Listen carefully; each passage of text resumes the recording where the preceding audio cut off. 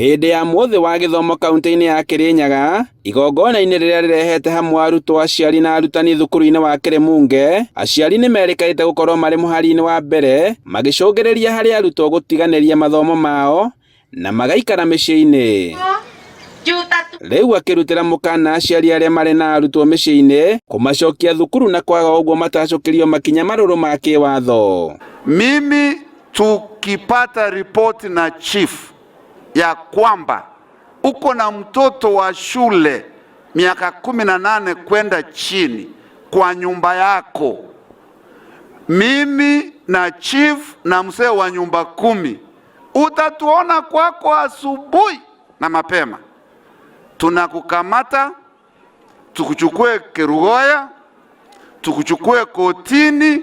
Kuringana na mũmbunge wa Kirinyaga Central munene wa Wambugu, thirikari kugerera kĩgĩna gĩa NG-CDF makoretwo mũhari-inĩ wa mbere kũhũra njeki mathukuru gĩcigo-inĩ gĩkĩ na njĩra ya gwaka irathi njerũ na laboratory rĩu iria icokete kũrĩkĩrĩra.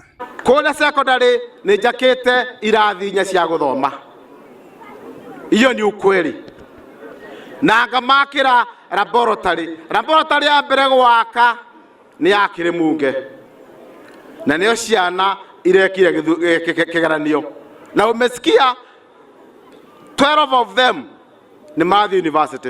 Wambugu nĩ eranĩire gũthiĩ na mbere kũnyitĩrĩra rũhonge rwa gĩthomo kũrĩ mathukuru marĩa arutwo mainũkaga o mũthenya, gũtigĩrĩra atĩ nĩ makorwo na maumĩrĩra mega, kũrĩa ningĩ aheanĩte itĩ cia gũikarĩrwo nĩ arutwo irathi-inĩ. Atĩ mwana wothe Kirinyaga Central, o mwana one desk njega njerũ ya gũikaragĩra agathomaga comfortable. Mwena-inĩ wao aciari nĩ mahinyĩrĩirio kũnyitanĩra na arutani harĩ kũgacĩrithia mathomo na njĩra ya gũtigĩrĩra arutwo marĩ na mĩtugo mĩega. Shukuru wazazi, ninawaomba pia muzidi kuongelesha watoto, muendelee kuwa support. Mheshimiwa amekuwa kitu ya support na basari.